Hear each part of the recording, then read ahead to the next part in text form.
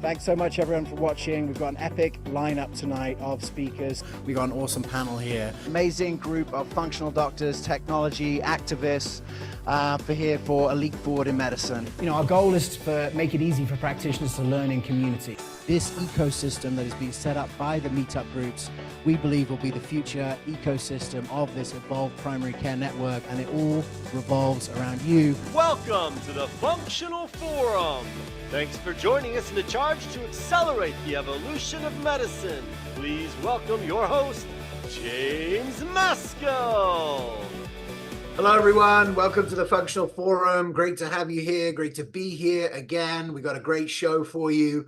It was only a month ago we were in East Tennessee, kicking off the East Tennessee Health Forum, and that was really exciting and great to see, communities of practitioners starting to emerge in places all across the country. Tonight, we're going to be talking about endocrine typing. We're going to get into some of the hottest topics in medicine right now. We're going to talk about obesity. We're going to talk about detoxification. We're going to talk about GLP-1s. And it's going to be a great show. We are live as well. So if you're watching this, you can ask questions. I'll be on Twitter with hashtag Functional Forum. You can just ask your question there at hashtag Functional Forum. I'll be keeping up to date with those, and I'll be asking our guests a little bit later those questions. So keep those questions coming in. I know that this is a really important topic for so many reasons, and very excited to have some great guests here tonight. Speaking of the meetup groups, this is actually a slightly older map, I'm realizing now, because the East Tennessee is not on the map, but we have more and more communities growing all the time. I think, Dr. Mabry certainly inspired a number of physicians. For the last few years, I've been of the opinion that physicians weren't really the right people to build these communities, mainly because it's a lot of work and physicians are the most busy. But Dr. Mabry has really showcased for all of us that not only this is possible, but he was able to get 90 practitioners into a town of 70,000 people in East Tennessee, like rural Appalachia. And what that tells me is that this mycelium of practitioner network is forming underneath. There are functional, integrative, lifestyle medicine, naturopathic doctors, in every little town around the country. It's growing in popularity. People are starting to see them. And I'm excited to start to weave that web by building communities together and starting to have them start to express themselves into the public in a unified manner. And that's what's to come here in the future. And I would also say, since this map came out, the London Functional Forum is hot. We actually have now 3 new functional forums in Canada. So, if you want to get on the map, get in touch with us. We're welcoming physicians. We're welcoming other people who care about physicians and work with physicians. It's a great opportunity to put yourself in the middle of your community and make a lasting impact. So next month on April Fool's Day, we are going to do the great GLP-1 debate. And we've got Dr. Mimi Guarneri coming back for that. And we're going to be discussing this because I see online, interestingly, people who I thought would be against GLP-1s, very pro them. Some people who I thought would be pro them being against them. And then a lot of other people having sort of a nuanced opinion in the middle. I think everyone probably thinks they have a nuanced opinion, and they probably do. But I think this is a mission critical thing for us to discuss. Not only should we be using them, how do you make the most of them? So I think there's a lot that we can cover there. And what else? That's what's coming up next time. So today we're going to be talking about endocrine typing, and I'm super excited to have here today Dr. Jade Teta, who's here with me. And to kick this off, we are going to, get into, some of the foundational elements of this conversation. And, it was only a year ago, Doc, that you and I were jamming, and we were talking about mindset. We were talking about, the role of mindset in health. And I would imagine that you probably think that that's important for this conversation on endocrine typing too. And maybe you're just sharing before a little bit about how you got involved in mindset and why you still think it's the critical thing that we need to start with in our clinical relationships. Yeah, well, first off, James, thanks so much for all you do. I think we're all grateful for the work you do and appreciate you. And of course, this functional forum is really important, and this topic is really important. And I was telling James before we came online that, I got dragged kicking and screaming into the mindset space. And I think a lot of us practitioners, this happens to because we get in the clinic, we start doing the biochemistry thing, we start doing the supplement thing, we start doing the drug thing, we start, going down this mechanism path, and we start to realize we're bumping up against the way people live their lifestyles and ultimately the choices they make. And so then you start asking, how do I get them to change their habits and behaviors? Normally we stop there. And then we just go, well, they're just not doing what I'm saying, and that's why they're always failing. But there's something behind habits and behaviors. Those are driven by beliefs and identities, which are driven by the stories that people tell themselves. And so that is why I think psychology is such an important component of this. We are each so individual, and we have different ways that we view the world, and that shows up in all the choices that we make, which is then going to impact the hormones that we release and the fingerprint of biochemistry that we display. And I think that we have to be very aware that mindset is ultimately where the rubber meets the road, because if you can't change people's mindset and the way they think about things, you're not going to change any habits and behaviors. And so that's why I think it is critical. And just real quick, the way I see this is I just say, look, we have stories that we tell about the world, those be that conglomeration of stories becomes our beliefs. That belief system becomes our identity. And then habits and behaviors flow out of that. But those habits and behaviors then initiate a hormonal cascade. Our hormones are our internal, communication system, our internal mailmen, the USPS of the body in a sense. And those things are a direct result of those choices that we're making, but those choices that we're making are a direct result of the stories and beliefs oftentimes that we have about the world. And that's how this whole thing connects in my mind. And it's something that we can't ignore. Beautiful. Well, yeah, we can't ignore. And I wanted to start with that first because one of the things that I really got from our last conversation was, how critical it is to build on top of the right foundation. And, we have to address that as clinicians. And I'm excited to welcome Dr. Deanna Minich to the live show. Welcome, Deanna. Hey, hello, everybody. So glad to have you James, here. Jade. And it's unlikely that I have a more rainbow background than you, but I The rainbow's on the inside. Well, cool. Well, look, we're going to get into a whole conversation. We just started a little bit there on mindset, but Jade, maybe you can just give us the lowdown here. So the event is including detoxification, and we'll talk about that with Deanna in a minute. We're going to be talking about GLP-1s. We're talking about, metabolic health, but the event is called Endocrine Typing. And, if you are an allopathic physician, this sounds like 4 different conferences, but this is one conference. And it's a very Jeff Bland thing to do, to have all of these different ways that things are coming together. But can you maybe share with us, from your perspective, why you think endocrine typing is a good way to bring all of these topics together at our upcoming PLMI event? Yeah, well, it's really interesting, right? Because if you look at, we tend to, in medicine, I think, we take these snapshots of hormones. And because we do that, we oftentimes get the wrong idea the way we practice that we can do that. But if you look deep into the physiology, this thing is a unique fingerprint. Everyone's hormonal expression is very different. Actually, it's funny, and Deanna, you might appreciate this too, because you're the woman of the 3 here. But one of the things that I oftentimes was talking about years back was this idea of hormone types in women. And I was getting a lot of, sort of negative comments from a lot of doctors saying hormone typing is not a thing in medicine. There's no science behind it, right? And in a sense, they're correct about that. There's no diagnosis of a hormone type. However, these hormonal situations influence everything about the way we show up. They influence mood, they influence hunger, they influence craving. So in this particular case, you have, let's say, a young menstruating woman who's going through 4 different hormonal states throughout her cycle. And these things are going to affect her mood, whether or not she can put on muscle and burn fat, whether or not she gets cravings, whether or not, she's in a good mood or bad, how she can handle stress. Now magnify that across all the different life stages that women go through, right? And then also start to include men in that, and the testosterone levels, and then the stress responses, and the way we live our circadian lives, waking up with the sun or going to bed. And what you start to see is that the hormonal system is a direct indication and blueprint of that individual's biochemistry. It's one of the best ways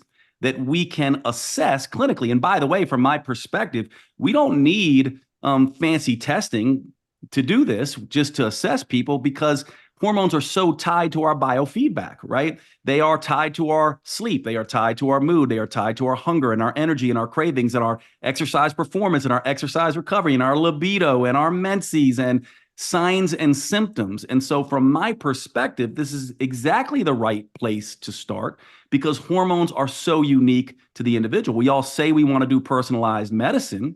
And if you're not looking at the unique endocrine types of individuals, I think you're missing something. So I think this is exactly where to start. And hormones influence everything. So of course, it sounds like it's covering everything, because hormones do impact everything.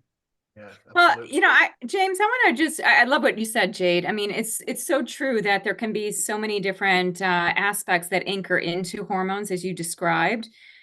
That said, back to what Dr. Bland would call this homeodynamics. It's not even homeostasis. This is homeodynamics. And hormones are difficult in some ways to type per se, because they occur in picograms and that they're rapidly moving through our system. They're even detoxified.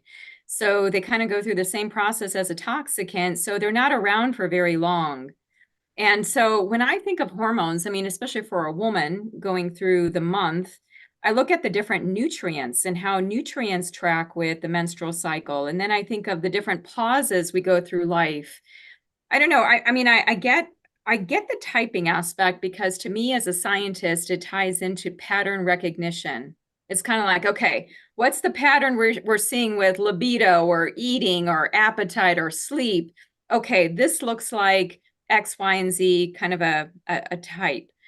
I mean, I guess I think of it in those ways, but I also know that hormones are dynamic, they flux, and there can be so many rapid changes in a short period of time. So we have to just be ready not to have somebody in a box or like a single type that is static, but a type that is dynamic and ever changing.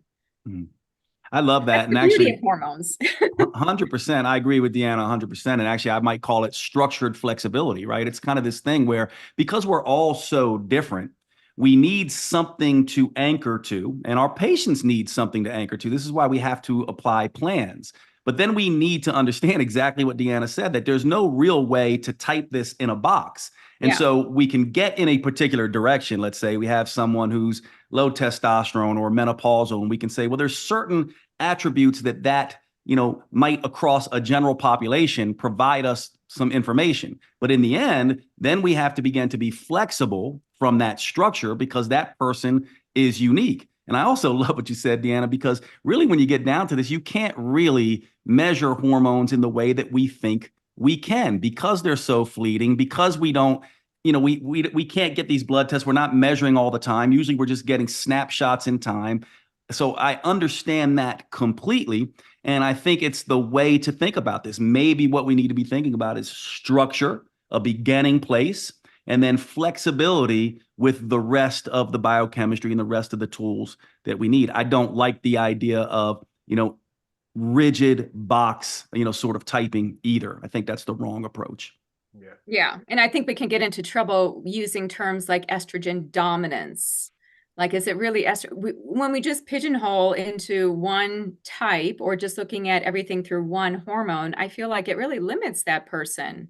What about the flux of insulin and cortisol and all? And this is why I like, in many ways, the Dutch testing, because you can look at all of the different metabolites. It's like one big family, rather than just like estrogen excess, progesterone deficiency, like this particular type.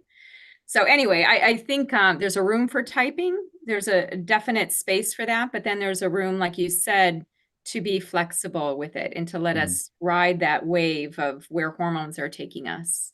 Yeah, and the other thing that's really interesting about that, right, when you get into some of these concepts, people will, especially if we talk about sex steroids. You know, people will be like, well, that's what a hormone is. Well, there's hormones that are bigger movers than that Deanna just alluded to: cortisol, insulin, Yeah. leptin, right? And so in a sense, there are a lot of, you know, potential pitfalls of speaking in this way, especially with us practitioners.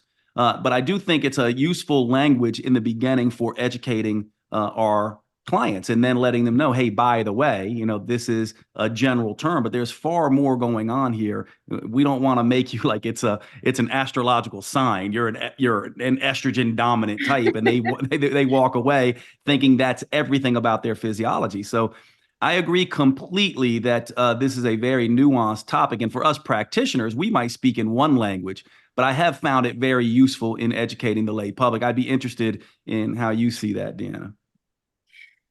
Yeah, you know, and well, the part of education that I like with hormones is to show the person their locus of control.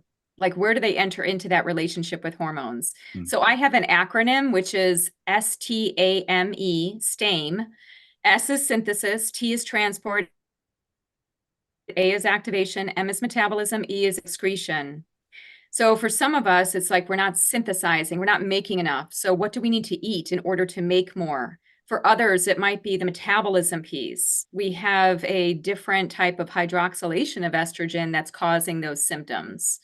So I think that the way in to that hormone dynamic is, rather than it being out there somewhere, it's like, you know what? Hormones are communicators. In functional medicine, in the functional medicine matrix, we talk about them as a communication node.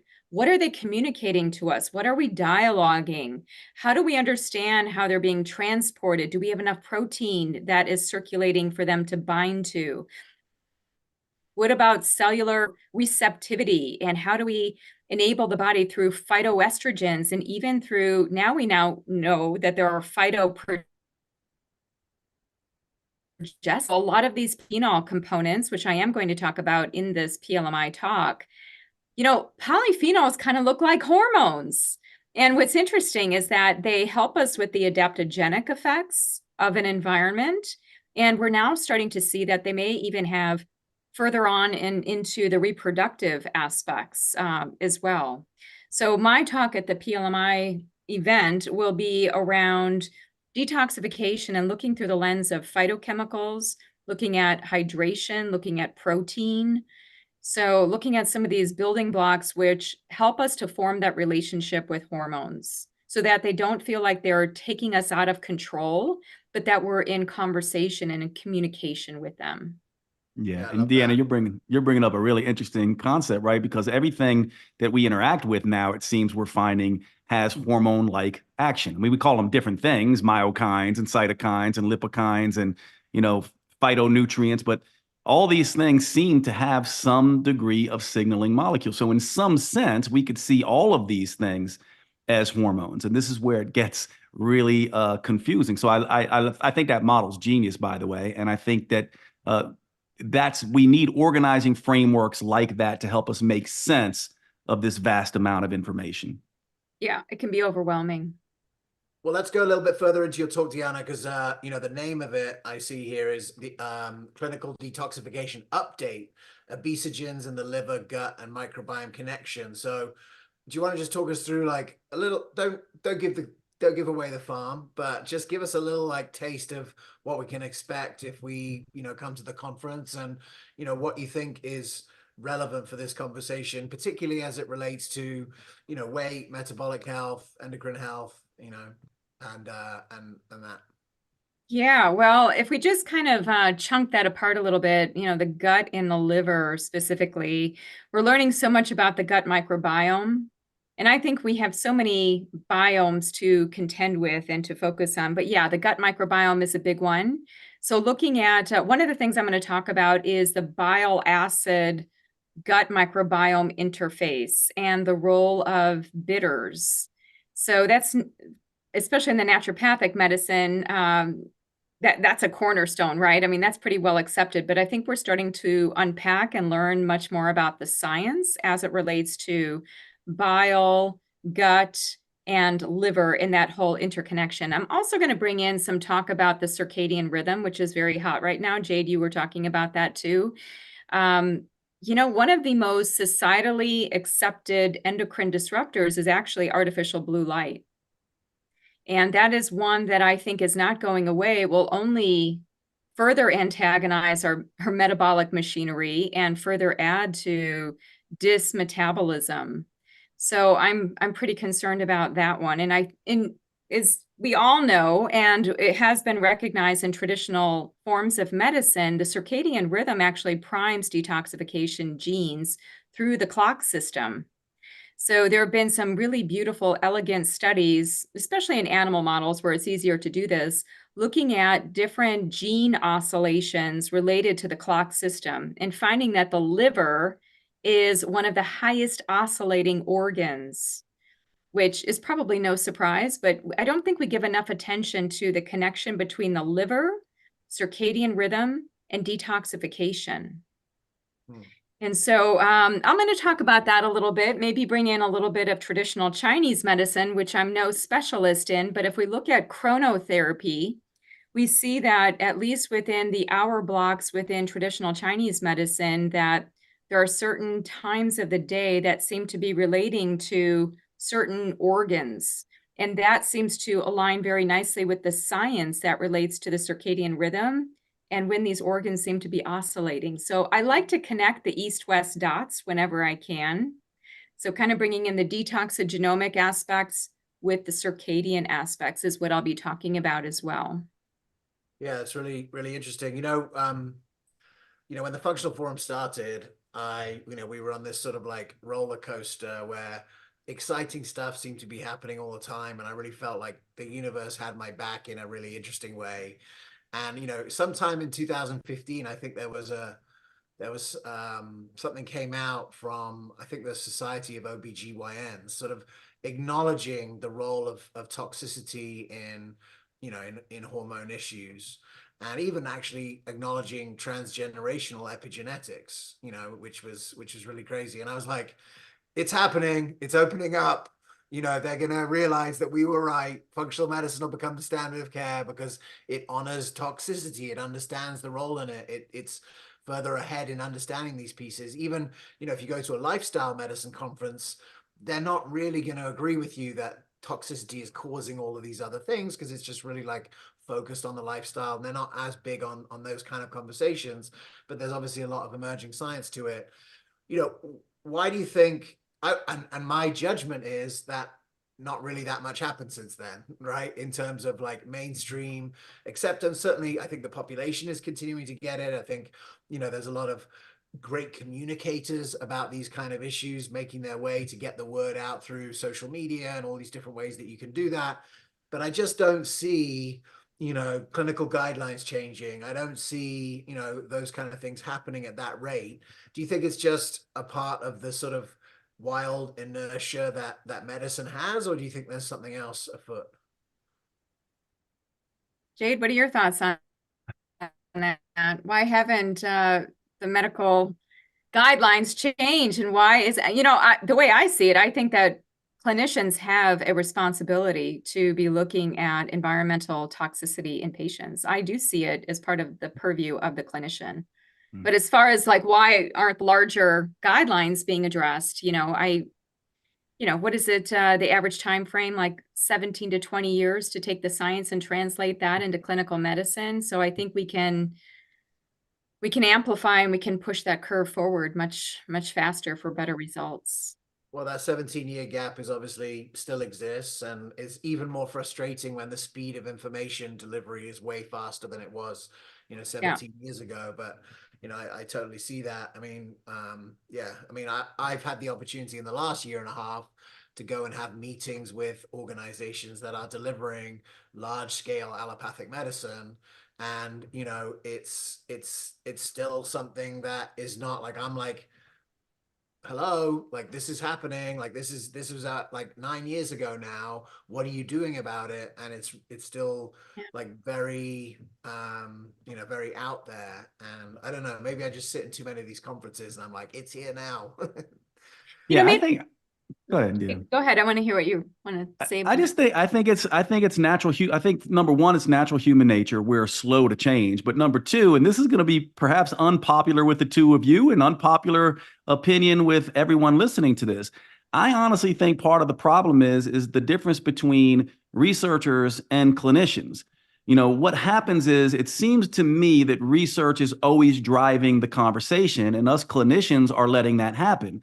And the problem with that is that research is a tool for averages, right? And we've started to make research define our approach instead of refine our approach. And so what happens is we're being stuck in what's coming out and what's accepted instead of being stuck in what we're actually seeing. Now, we do have to be careful here because as clinicians, we can sometimes go off on the rails and go off in wrong directions and make wrong assumptions. I've been certainly, had that happen in my career a number of times. However, if we're not brave enough to go, there's something happening with this particular patient that I can't find in the research, that I need to go look in other directions. We don't move forward. So I actually think that's part of the problem, that there's this, and we always have, renegade clinicians out there pushing the envelope here. But I think that's what we need to remember, that ultimately we are the ones driving this process, seeing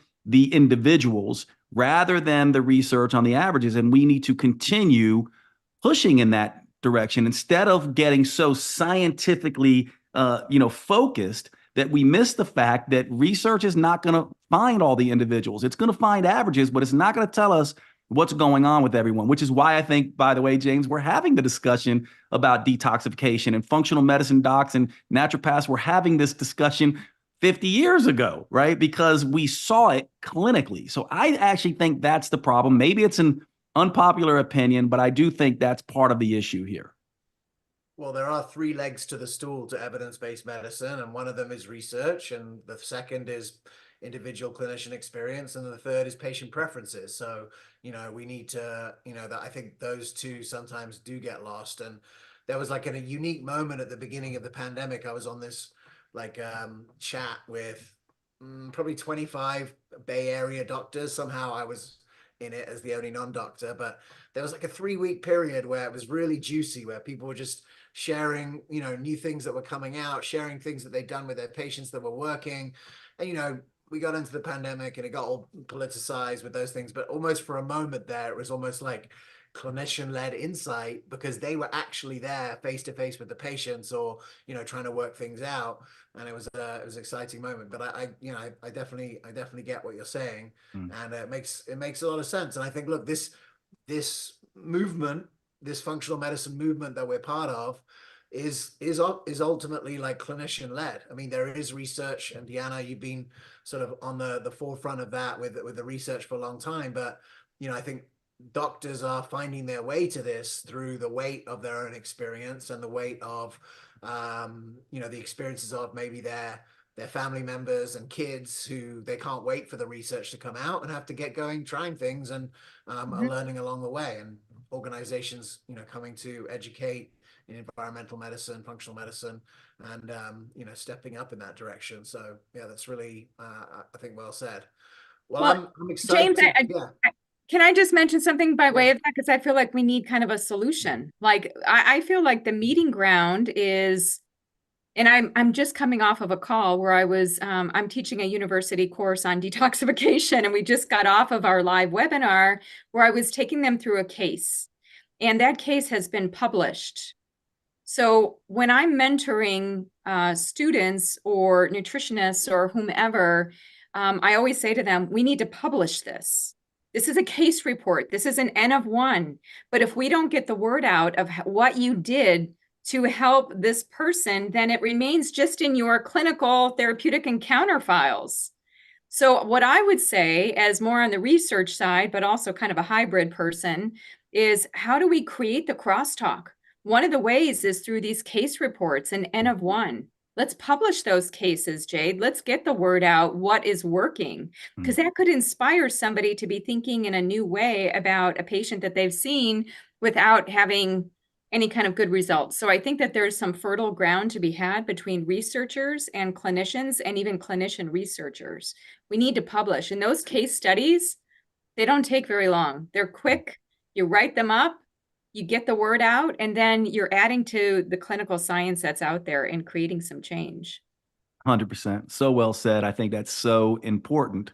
And it's also important because when you are doing a case study, you have to, and you're writing it down and you're going to report it. It is the first check on biases, right? Because you know other people are going to be looking over your shoulder, and we're not immune to biases, us clinicians. Researchers are not either, but us clinicians are a little bit worse with that. And so I love this idea.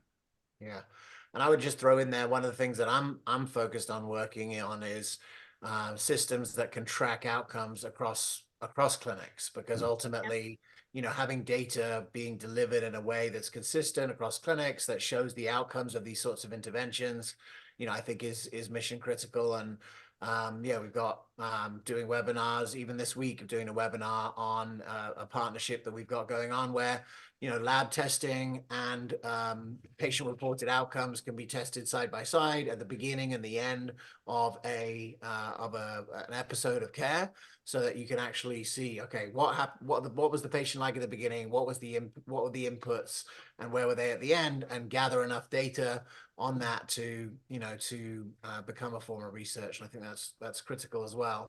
And I think AI is going to help with this too. I think Sure. All that information, we're going to have tools very soon to make more sense of our clinical case studies as well.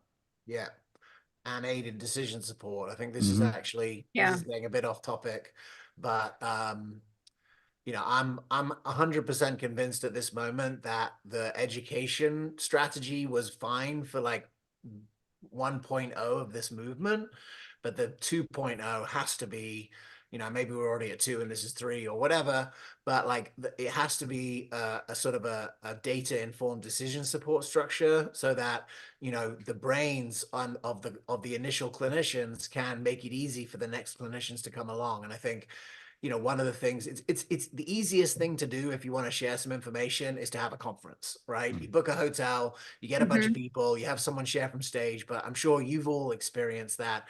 It's not the efficient means of transfer. And actually, one thing you came back to there, Deanna, was case collaboration last month at the Functional Forum in East Tennessee.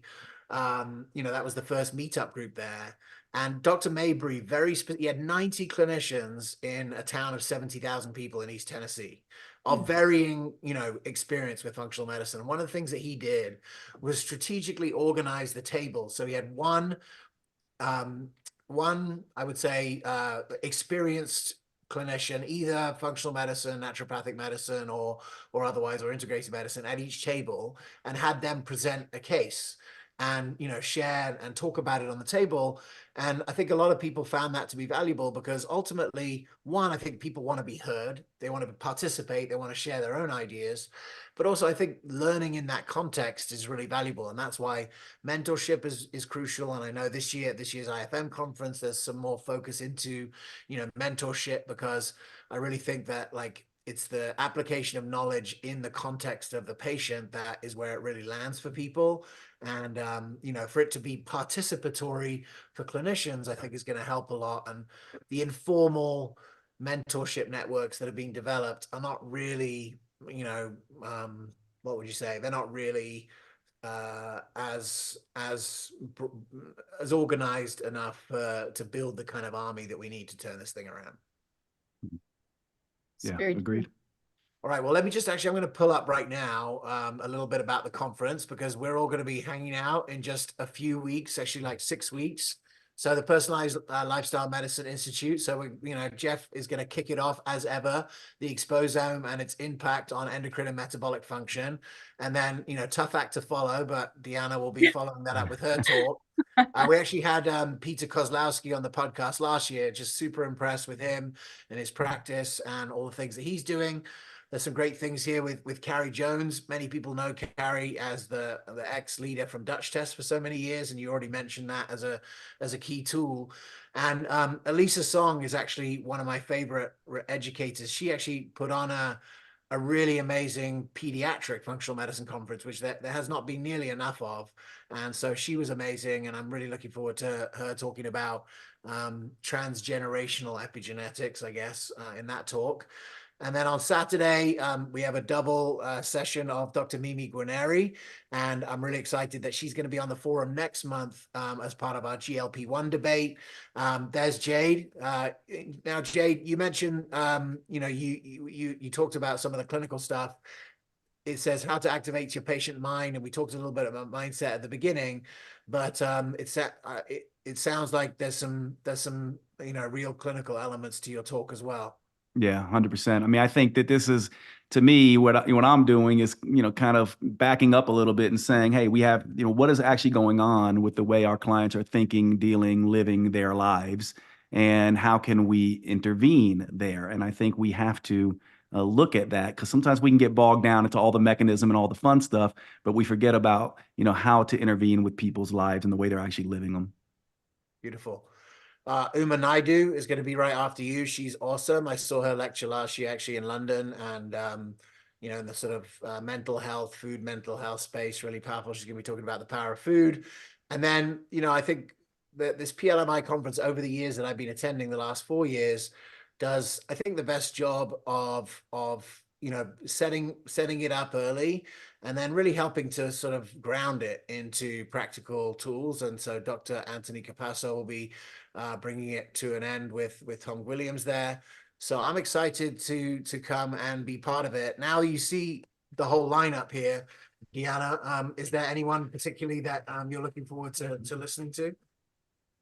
Everybody. I really like the physical, emotional, mental blend here. And Jade, I really like, looking at mindset, because it's so much a part of this metabolic endocrine conversation. I think that often gets overlooked. Again, I think how we think is setting the road into, there's again that dynamic interplay between the hormones that are affecting our psychology and then our psychology affecting our physiology. So I really like, Jeff always has such a beautiful way of bringing seemingly disparate speakers and topics together into a unified whole. And I'm really glad, James, that you walked us through this, because it's almost like a little bit of a peer into Jeff's constellation of neurons and what he's expecting. But yeah, I think it'll be a nice blend of practicality. I always like Tom Williams, his talks. Like, he and I are like brother and sister sometimes.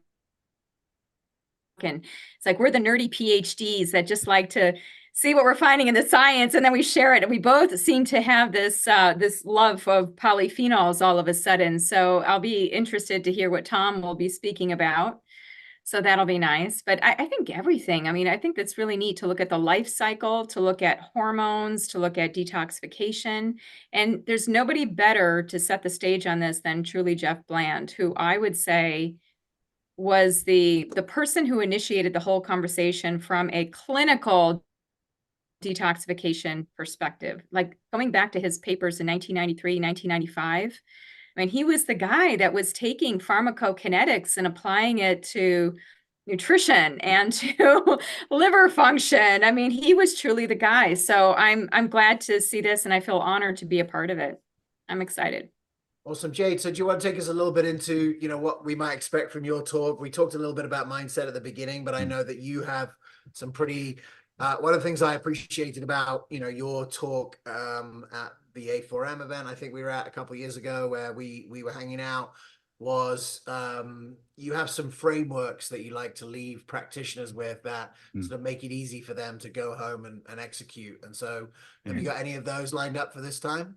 Yeah, and I think the major thing here is that what we typically do is we, as we were talking about before, James, we typically think, right? We're like, okay, here's all the mechanisms, here's all the things, and here's the ways that we can intervene, and we need to change these people's habits and these people's behaviors, change what they're eating, change the supplements they're taking, get them moving, those kinds of things.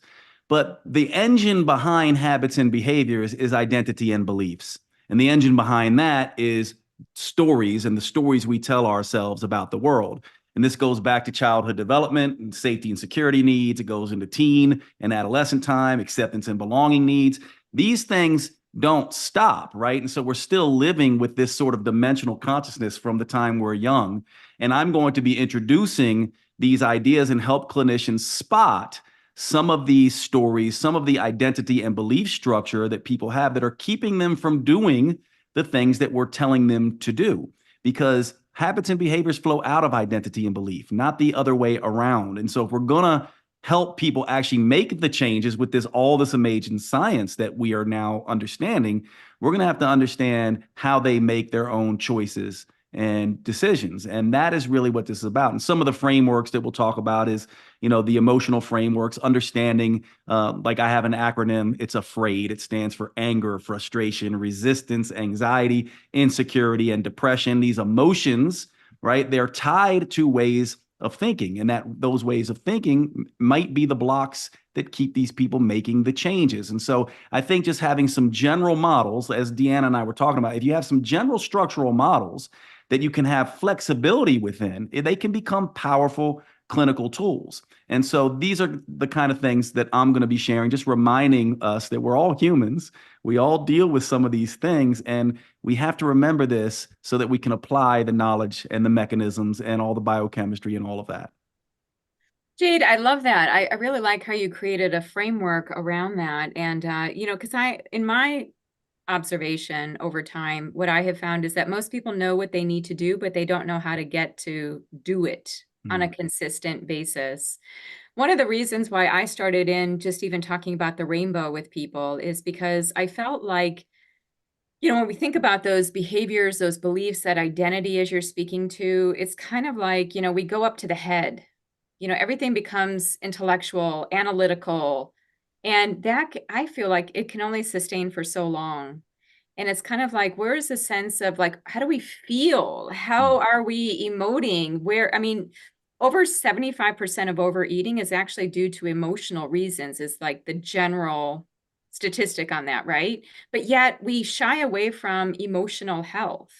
And, I think it all has to kind of coalesce, the physical, emotional, mental, spiritual aspects. I love how you're talking about purpose in this conference. I have often said too, like if we had a supplement to give somebody a sense of purpose, that would be all they would need. I love Purpose that. I think drives so. everything. Purpose in life, PIL, as it's talked about in the literature. It's huge. The type of effect it can have on a person psychologically, physiologically. So it's great that you're getting into the weeds on this, because I think for clinicians, sometimes it can feel kind of sticky. Like, how do I actually get my arms around something that feels pretty big?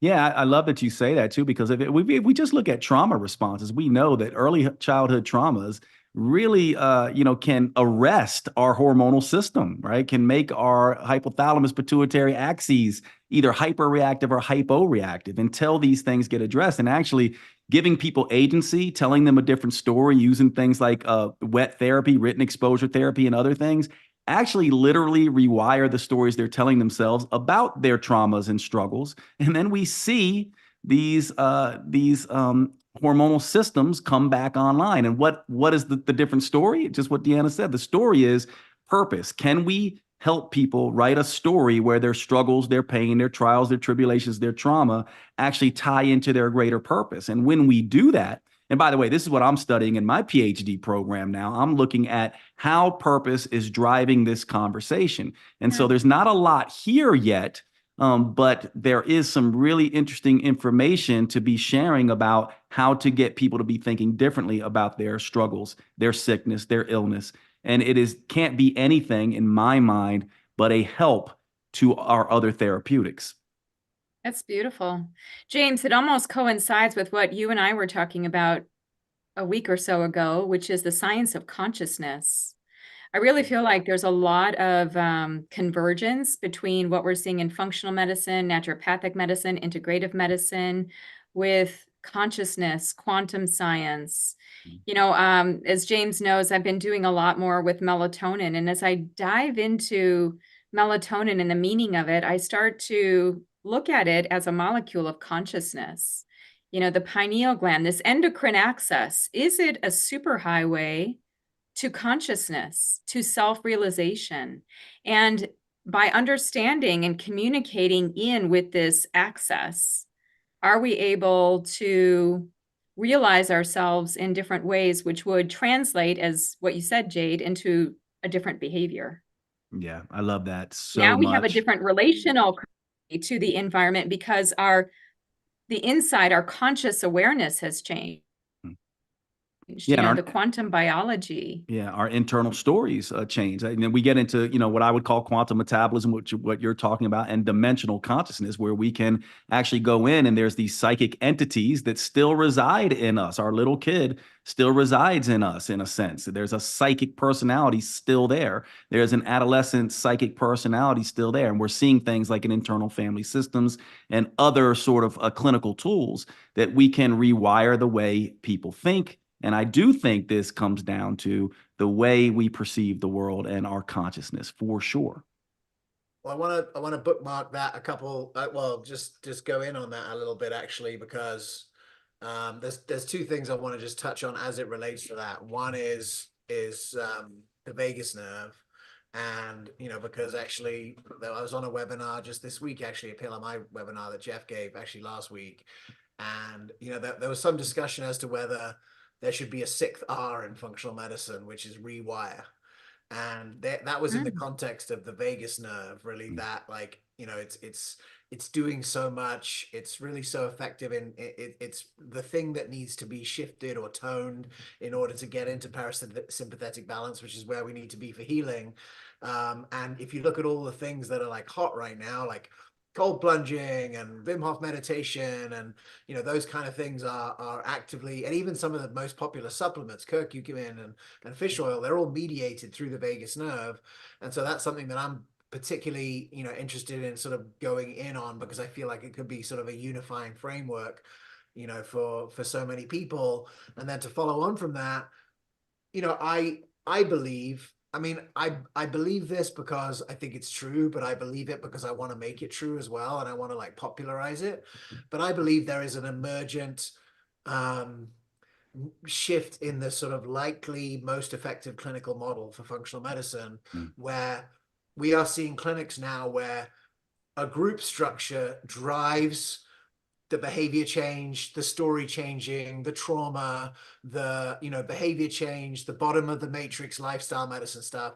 All of that is happening in a group where people can hear from other people the way that they change their story and have this transformational healing moment, which is critical to you changing your own. Like, you got to have some reason to do it so you can hear other people.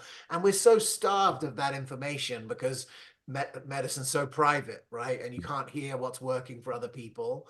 So that's the support. But then all the Dutch testing and all the the sort of tweaking and the individualization, the typing and all of that is what the clinician is focused on.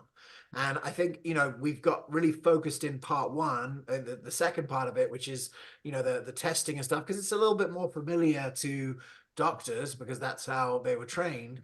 But some of the most exciting things that I'm seeing is in clinics where there's a fix to have the group be the center of your care journey, longitudinal, trust over time, connection, trust being developed through this structure with probably the doctor not even present.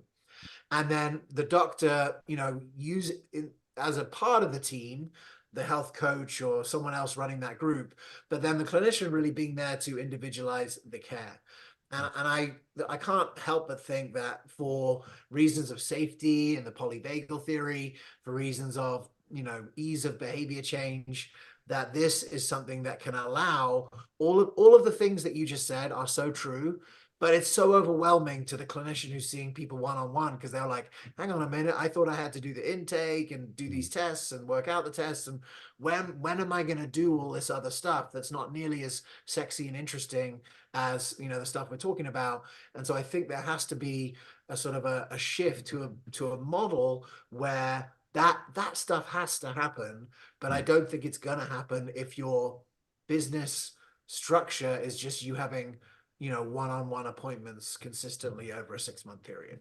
Yeah, I really like that. I like that the three of us are on this whole thing of purpose. I oftentimes think, like, people go, well, what is purpose? I go, well, and your model that you're talking about here, it really is just the authentic telling of your story of struggle, right? And even, so when you do that, and when you can do that for another person, even if, right, and we all want our patients to get better, but we also know we're humans, and some people don't, and we suffer, right? We sometimes suffer and we die. We know that someone's authentic telling of their story of struggle, if they can help someone else, they can deal with that suffering. It's like turning your pain into a path to purpose, your suffering as a source of meaning, your hurt as a way to help. So yes, it can be healing for these people, but even when it isn't, I think it is powerful in their ability to handle the suffering. So I could not agree more that this is the way that I think things should go as well. And I'm just excited that we get to talk about something like purpose in a conference like this. Absolutely.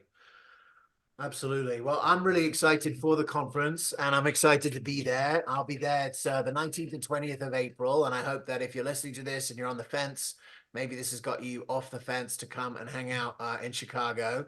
I can tell you last year, we went to a Cubs game the day before and it was so cold that I actually had to buy a woolly hat, which I don't own because I live in California, but it actually has come in useful because now I'm skiing and it's nice to have that. But people think I'm a Cubs fan because I got a Cubs woolly hat. So don't expect it to be nice weather, but expect it to be a great learning environment.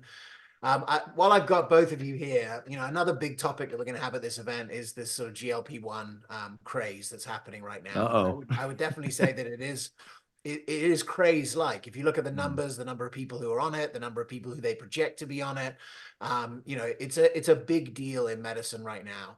And next month, we're going to have a deep dive into this conversation with Dr. Mimi Guarneri and maybe some others that will be clinically relevant here. But I'd just love to get both of your hot takes on it to end this session, because we will be talking about this at this conference as well. And, it's interesting. I was saying to Jade before we came on, people in my world who I expected to be kind of anti it ended up being very pro. And some people who I expected to be pro are very anti. And everyone else is probably somewhere in the middle. And I just love to get like your individual takes on it to warm up for the conference, because this is going to be a part of it, and also to warm up for the world that's happening around us, where if I'm not hearing about it on the news, I'm getting ads where people are telling me that I could add 700 patients in 15 days to my functional medicine practice by adding the semaglutide shot. I mean, that's what obviously Instagram thinks that I am, but it's everywhere. And I would love to get your initial thoughts on friend, foe, somewhere in between, and what is the most effective use of this tool in clinical obesity medicine, functional medicine, primary care? Jade, you start. You want me to start? So here's my thing. Yes, I'm a naturopathic doc, right? But I love what works, right? And so what we're seeing is that this is working for many, many people. And so from that perspective, I'm all for what works. I do have questions though. And of course, it's not working for everyone. And there are, side effects. And I don't think it's been around long enough for me to say 100% there's no issues with this. But I certainly have no issue with this. And I do think obesity is our number one concern. And if we can get weight off people, I think the benefits may outweigh the risk. My big questions are that this is another tool that they're going to have to stay on forever. They're going to gain the weight back. They're going to have to change their lifestyle. We're going to have to figure out a way to get these people off this stuff. And I don't think anyone has an answer for that. So I am skeptical, but I'm also not anti. I think that it could be a very powerful tool, especially for the very obese that just cannot get anything under control. So I'm really interested in Deanna's take on this, because it is a tricky topic to discuss, and I would love to have all the practitioners here so we could just tease this out. Yeah, and actually, I feel like I'm old because these things come through nutrition and lifestyle medicine, and it's like we just substitute in a different agent for the slot. The slot used to be bariatric surgery. The slot used to be other, there have always been something. So I just see this as another something. So I'm not pro or anti. My goal within lifestyle and functional medicine is to create more unification, more what you have alluded to, James, which is this crowdsourcing the collective, the community. And I also recognize the individual of what you're saying, Jade, what works for the person. And we know that there are metabolic downsides to morbid obesity, right? So if we need a bit of a patch to enable a different behavior, back to your science of behavior design and change, then perhaps it can be used with guidance, with the support of a community.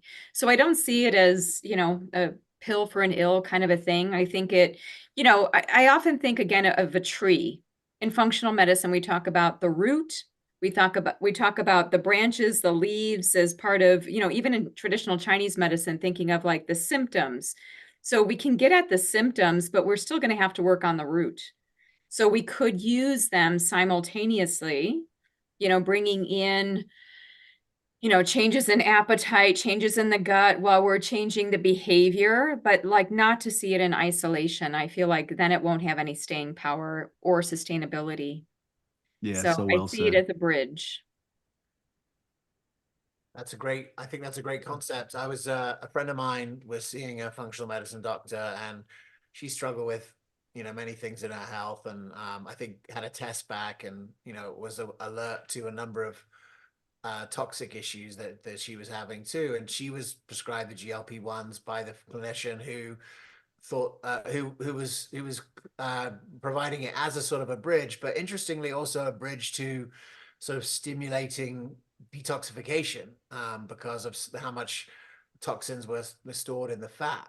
And I thought that was an interesting topic, especially as what we're getting into here. I don't know if there's any data or science behind that, but I can tell you that that person, had a great outcome from that journey. Like it really kickstarted something in her that was necessary, I think, for her to, go where she was going. She hadn't been moving in the right direction before that, and so I'm excited. I don't really have any. I guess horse in the race, but I also think that uh, I I do think that the functional medicine thinking process is going to be necessary to create long-term solutions, lasting solutions, because like you said, it can be a short-term effective measure. And I'm glad you brought up bariatric surgery, Deanna, because it does remind me of that, where it's like, it's like with bariatric surgery, say, hey, do you think if we tie a knot in your stomach, do you think someone will lose weight? You'd be like, yeah, they probably will, because there's nowhere to go. And it's the same way as like, if you take a drug that stops you from eating or makes you not want to eat at all for long periods of time, you think you're going to lose weight. Yeah, it probably is. But, Yeah. what is that going to cause down the road? What are the ongoing physiological effects, metabolic effects? I would be shocked if the functional medicine community wasn't at the very, very forefront of working out, whatever comes next from it. Because I think, like you said, Jade, they are on the front lines, they are thinking, and more we're seeing communicating with each other through these type of events, coming to conferences, learning from each other. And one of the things I've really appreciated about PLMI is the chats that are happening in the just outside the door, because it's hard to get people back in sometimes because there's a lot of smart people, working in their own little area and coming together for this kind of community experience. Well, this is also going to be a topic at the annual conference for IFM. Yeah, So, absolutely. I'm glad you yeah. mentioned that. I know you're on the sort of guiding board there. So what are some of the things that you want to share that you're excited about IFM this year, which is only a few months away too now? Yeah, well, actually, there's some crossover in topics. It's, I think, taking the best of, what's trending right now. So GLP-1 agonists are on the docket, menopause, women's health, preconception health. One of the things that we didn't talk about, well, we did talk about it a little bit too, AI, like the role of AI in clinical care, and where do we see a place for that, and how can we use it in the highest regard? So we also have some talks from, one part of the matrix that we haven't really effectively, I would say, dived into as a group is structure. Jade, you mentioned structure and flexibility. So, musculoskeletal, kind of getting into all of the debates that are circulating now on dietary protein. So Stacy Sims and Gabrielle Lyon will be there talking about dietary protein needs. Stacy Sims, of course, talks about how women are not little men. So there'll be some interaction between them talking about diet, physical activity, looking at women's issues specifically. So I think it's a really nice panorama of so many different types of speakers, very diverse. Some of them have never spoken at the annual conference. So I think it'll be nice. And there's also a focus on pediatrics a bit, which is, we kind of started out even with Elisa Song at the PLMI event. I think, we need to be thinking transgenerationally. We need to be looking at preconception. Michael Stone, Leslie Stone, Emily Ridbaum, looking at Grow Baby and all of their great work on preconception health. I mean, this really needs to be part of the conversation in a big way, because that is our future. Yeah, absolutely. Well, I'm really looking forward to that as well, and to get to hang out there. We are, I'm interested in the vagus nerve stuff. I really feel like the vagus nerve conversation is something that can bring unity to the community, because ultimately, every practitioner, no matter what your degree type, is in service of creating a parasympathetic state. Yeah. And so I think that there's some really exciting potential there. We're doing our pre-party this year on that topic, so expect to come and get zapped with a electrode core stimulation device. Come and gargle and hum and do all the things that can affect that. I'm not sure if they'll let us have a cold plunge in there, but we'll see what we can get going. But yeah, look, I'm excited. I'm excited to see communities come back together, to see organizations like PLMI and like IFM continuing to put out great education and making strides to get this into a little further into the mainstream. I think every year we are inching in that direction, and hopefully starting to accelerate a lot more with some of these topics too. So thank you both for being part of this functional forum. It's been wonderful. I've been really enjoying you guys going back and forth and stepping back and letting the alchemy and the emergence happen. And I'm really grateful for our time here, and look forward to seeing you both in a month. As I said, on April 1st, we'll be back for a deeper dive into the GLP-1 agonist, the mechanism of action. We'll talk about some of the natural alternatives to GLP-1s that are popular as well. Really excited to have Dr. Mimi Guarneri on that, and guests and friends. So bring your questions for that. Thanks so much, everyone, for tuning in. This has been the Functional Forum, and I'm your host, James Maskell. I've been with Dr. Deanna Minich, Dr. Jade Teta. We'll see you next time.